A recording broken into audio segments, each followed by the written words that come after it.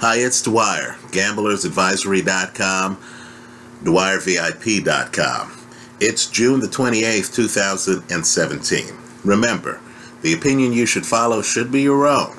Just consider this video to be a second opinion from a complete stranger online.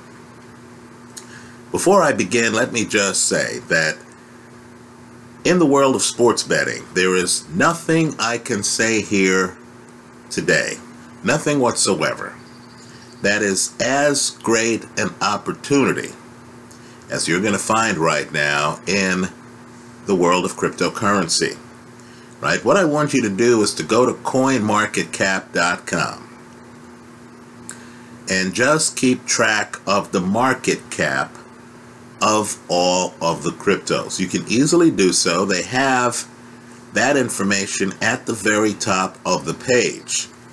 Now, what you're going to find is that the market cap of all of the cryptocurrencies, and they were under pressure the last 3 days, the cumulative market cap is $103 billion, right? This includes the market caps of Bitcoin, Ethereum, Ethereum Classic, Dash, Zcash, Monero, all of the big ones. $103 billion. Now, what I want you to do is to consider the fact that you have individual stocks, right? Amazon, Apple. Sorry, I don't know that one. That literally are worth far more than every cryptocurrency out there. In other words, the market cap of Amazon is a multiple of the market cap of every cryptocurrency out there. Right? Every one. Then what I want you to do is to look in your own wallet and figure out the value of currency in your life. Right? Should any individual stock be worth more than the world of digital currency? Look at the value of currencies on the Forex market. Look at the $1.5 trillion worth of dollars just in circulation, and you realize that cryptocurrency right now offers an opportunity that sports betting, as much as I love it, does not. As you think about gambling on sports, I want you to just consider the idea of researching cryptocurrency and investing in that realm as well. Anyway, let's get back to sports. Big ruling. The United States Supreme Court, over the objection of the President of the United States, Donald Trump, right, and the Department of Justice, has agreed to look into the case of New Jersey's attempt to legalize sports betting in their own state. This is a huge, huge development in New Jersey's quest to do so. Understand, there are other states in the United States who have joined New Jersey in New Jersey's quest to get sports betting. Right? These states support New Jersey's legal position. Arizona, Louisiana, Mississippi, West Virginia, Wisconsin. Right? What you have is a situation here where we're on the precipice of having sports betting legalized, where individual states can actually decide whether they want to pursue sports betting. Let me also say, too, that Jersey's case has been pending for years. During that period of time, you've had a change in the leadership of certain sports. Basketball, baseball, right? You have people like Adam Silver, the commissioner of the NBA, now saying that the league is more receptive to the idea of sports betting. Right? Keep an eye on it. This is a major issue of federalism. The federal legislation only gives a few jurisdictions the right if you could believe this, the right to have sports betting right now. It's a big issue between states' rights and the federal government. It comes at a time where certain, we'll call them subject matter, marijuana legalization, for example, right now is split between the federal government telling you marijuana is illegal and states actually allowing first medicinal use of marijuana and now recreational marijuana in states like Nevada and California, right? Colorado. So you have a situation here where the gambling crowd is saying, you've got to be kidding. How could the feds outlaw marijuana, but yet the states still have the right to implement legalization? While you get a different treatment of gambling here in the United States. We're behind the rest of the world. We're certainly behind the United Kingdom when it comes to the legalization of sports betting. Don't be surprised if the dam breaks. Don't be surprised if the Supreme Court rules in favor of New Jersey. And don't be surprised if suddenly legalized sports betting pops up in other states as well. Arizona, Louisiana, Mississippi, West Virginia, Wisconsin. Folks, that's just the tip of the iceberg. Look at your own state. Ask yourself, are we balancing the budget? Do we have a debt? Then consider all of the money illegally bet on sports in your state. Could that money possibly help you balance your budget? Pay for schools, pay for roads, pay for police? The answer to all of those questions might be yes. Let's continue. The situation at cruiserweight is getting more complicated by the minute. Now let me pivot here and thank the people, and there are a few of you who actually sent me a tape of the Masternak Shalak fight. I'm very grateful. Very grateful. Haven't had a chance to sit down and watch it yet, but I plan to. Well, just know that one of the champions at cruiserweight, Shumenov, suffered a major eye injury that has led him at age 33 to vacate his title and to walk away from the sport of boxing. Right? So you have right now a wide open WBA cruiserweight title in a division that, in my opinion, has two dominant champions, Maris Briedis and Oxlander Usyk. Two guys who I believe today would give heavyweight champions a very hard time. Right? Very hard time. Understand, Usyk something like 6'3". Today. And I know I'm the joker on the side of the road here. Today, I would take Usyk over Anthony Joshua. Today, I would take Usyk over Deontay Wilder. Right? Both unbeaten heavyweight belt holders. Right? So keep a close eye at cruiser. You also have, right, folks who are talking about moving up in weight from other weight classes. Andre Ward out there. Who knows what his next move's going to be? His trainer has talked about him possibly trying to get a fight with Anthony Joshua. There's an entire division, folks, between the light heavyweight division and the heavyweight division, right? And those are the cruisers, a division that I feel would be tough to navigate, right? Pay close attention to what's happening at 200 pounds.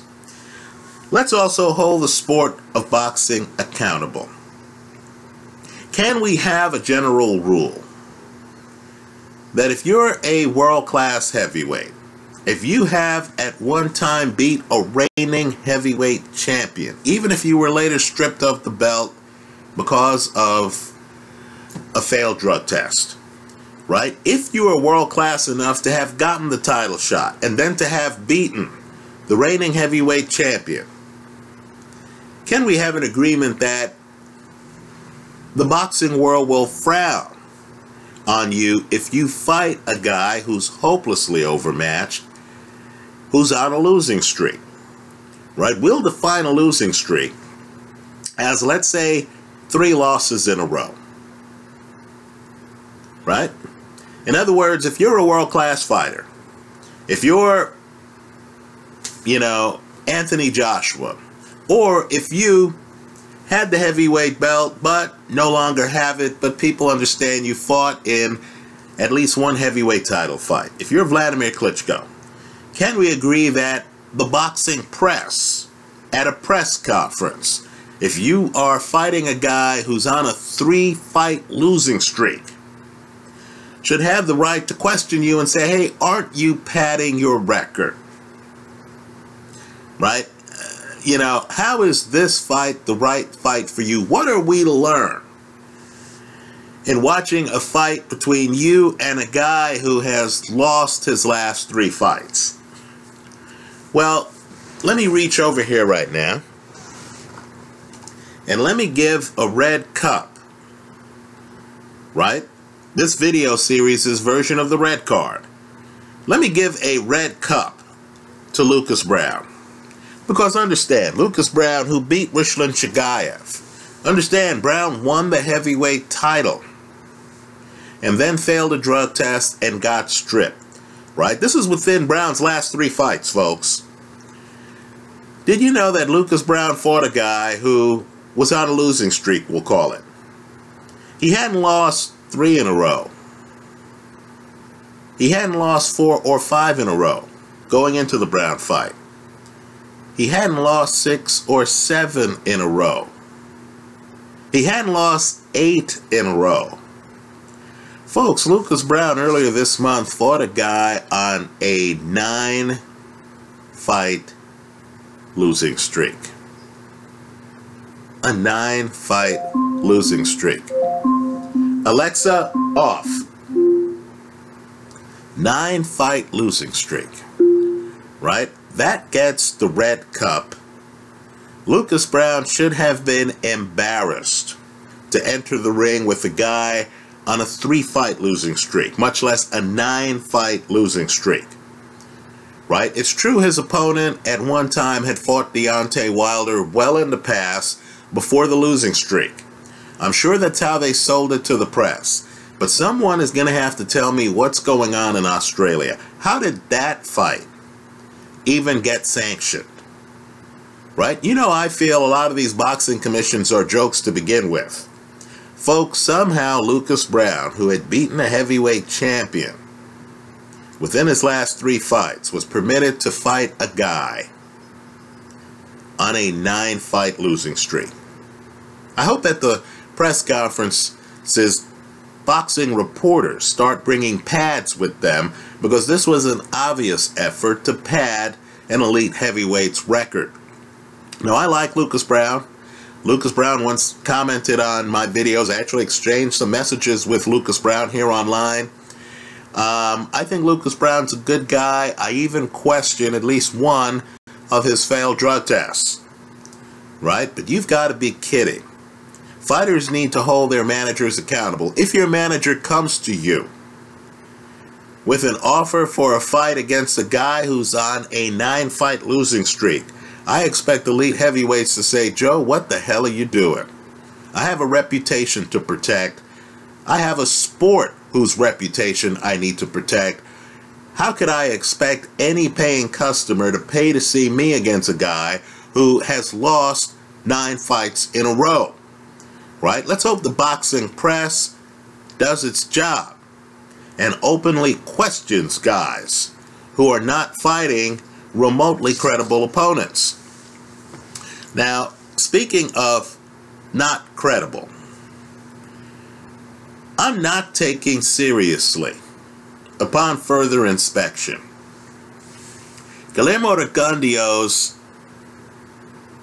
request to fight Lomachenko at 130 pounds. In fact, I feel that that fight is a mismatch. I know at first glance both guys have won 2 Olympic gold medals. That's true. Right? That's true. But again, this is the sport of boxing. Right? You have to ask more questions than that. Did he win 2 gold medals? Sure he did. But shouldn't you also find out the weight classes the guys won the medals in? If one guy's won 2 gold in the heavyweight division and another guy's won 2 gold in the bantamweight division, guess what? Those 2 guys wouldn't be competitive in the ring together. Right now here, there's a weight gap that's profound. Understand, I know Vasyl Lomachenko is fighting now at 130 pounds. But one of the belts that he won in the Olympics was the Olympic lightweight title. Folks, that's 135 pounds. Would it surprise you to know that one of the guys he beat on his way to that Olympic gold medal, and I know I'm going to butcher the guy's name, was Felix Verdejo, right? The unbeaten contender right now at 135 pounds. Now let's talk about the 130-pound limit that Guillermo Rigondeaux claims he is willing to fight Lomachenko at. Understand, Rigondeaux weighs something like 122 pounds. There's a huge gap. When we're talking about the jump from 122 to 130, this is not quite, but close to Kell Brook jumping up from 147 to 160 to fight Golovkin. Folks, these guys aren't the same size. They're not in the same division. Right? Lomachenko, quite frankly, is fighting light compared to where he fought as an amateur. He's at 130, having won the gold medal at 135. Physically, he's a much bigger man. Much bigger man than Rigondeaux. Or Rigondeaux, however you want to pronounce it. Right? He's a much bigger man. Let me just say, too, he's also a much younger man. These are the lighter weights. This is not heavyweight where guys 38 and up have a chance. Right? Where 40-year-old Vladimir Klitschko is there in the 11th round against Anthony Joshua. Where guys like Luis Ortiz, over 35, are unbeaten contenders. You know, let's just pretend we're Einstein for a moment and that we have a boxing rule of relativity. I'm just telling you that heavyweights, forget what the calendar says, heavyweights age more slowly than guys at lighter weights who rely more on speed instead of power. Right? Rigo is in his mid-30s, folks. He's more than 5 years older than Lomachenko. Right? Think it through. Lomachenko is bigger. Lomachenko, significantly bigger. Right? An 8-pound gap at 130 is a huge gap. 8 pounds. Right? Lomachenko is bigger. Lomachenko is more than 5 years younger. Now let's add in the kicker as to why I think Lomachenko beats Rigondeaux easily. Folks, there's a volume gap between the two. Right? The older guy is not even the volume fighter. We're just talking styles here. You know, Lomachenko against Jason Sosa. Recent fight against a very tough opponent. A guy who got a draw with Nicholas Walters. Right? Did you know that Lomachenko, that's Sosa who got the draw. Lomachenko, of course, beat Walters. Lomachenko threw, on average, 77 punches around. Folks, that's a lot of volume. 77. Now, did you know that in his last 5 fights or so, Rigondeaux averaged less than 50 punches around? Right? In other words, conservatively speaking, in each round, Lomachenko is throwing about 25 more punches. It's even more than that, but we'll round it off. About 25 more punches than Rigondeaux. 25. Let me also say, too, that while he's doing that, he's not easy to hit. I want you to look at the connect percentages of Nicholas Walters against Lomachenko, of Jason Sosa against Lomachenko. Understand, both of those fighters were overwhelmed to the point where they decided between rounds not to come out for the next round. They knew they had lost the fight. They couldn't find Lomachenko. Lomachenko was finding them with above division average volume. So, Nicholas Walters gives up his unbeaten streak on the stool. Think about it. Right? Gives it up. Right? Jason Sosa, title fight. Gives up his quest for the title. Right? Think it through. And so, in fact, Sosa might have been the champ. Double check me on that. So, I believe that this is really marketing. Right? Any fighter out there can call out another fighter. Right? Get a bunch of boxing writers around them, have them say, oh, this guy wants to fight that guy. Rigondeaux is calling out Lomachenko right now. Right? It's made numerous articles out here. I'm just telling you that he better hope Vasyl Lomachenko doesn't accept the offer. Because if he does, you're going to have a younger, bigger man with more volume, who's also a southpaw, fighting Rigo, who is going to try to pick his spots. I know he is accurate. He's going to try to pick his spots. But unless he could knock out the much bigger man, right, and Lomachenko has not been stopped as a professional, unless he could get a knockout,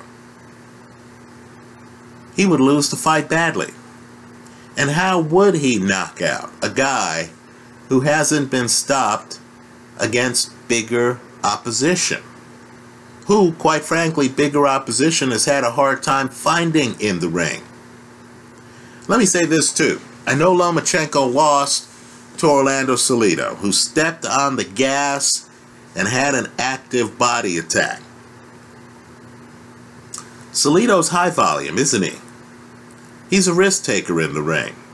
He dives in the water. He's throwing a lot of punches. You think Rigondeaux is going to be able to do that against Lomachenko? I don't. Let me also say, too, that Lomachenko lost the Salido fight. You don't think that Lomachenko thinks about that fight every day? Hasn't thought to himself how he would handle that situation if he ever encounters it again? Why haven't guys like Nicholas Walters been able to just get on their front foot, throw a lot of body shots, beat Lomachenko the way Orlando Salido did?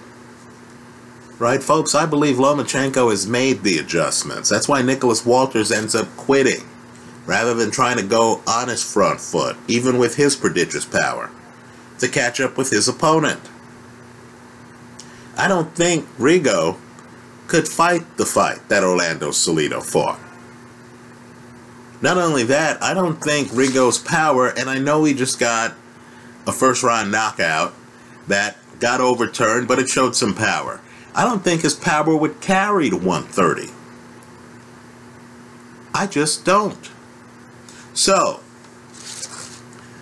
view me among those who, if this fight is ever announced, will be taking Lomachenko to win early. Right? Early. Again, this is a guy who won a gold medal at lightweight in the Olympics. Lightweight. Rigondeaux's most recent fight, I believe, was at 122. There's a sizable size gap between these two. Add in the fact that Rigondeaux's in his mid-30s, more than 5 years older than Lomachenko. And I don't know how this fight can be characterized as anything other than a mismatch. Right? I question Lomachenko's power. But understand, Lomachenko in a higher weight class has a KO percentage north of 60%. So, look deeper than just at the number of gold medals the guys have from the Olympic Games. When you factor in things like weight, age, fight style, right, volume, they all point one way, in favor of the younger man, Vasyl Lomachenko. Let's remember, boxing really is a young man's game. If you're an older guy with reduced volume, trying to fight a younger guy with great defense, superior volume, and size, you're going to have problems. So when this fight is announced, I'm going to run to the sportsbook to put money on Vasyl Lomachenko to win. Right? In my opinion, Rigondeaux would only have a puncher's chance. Right? And it would be uphill because he's the much smaller man. That's how I see it. Let me hear from you. I hope you leave your comments in the comment section of this video. And I do hope you stop by coinmarketcap.com. Whether you invest in crypto or not, just be aware of it. Keep track of the general health of the market by looking at the cumulative market cap. Thanks for stopping by.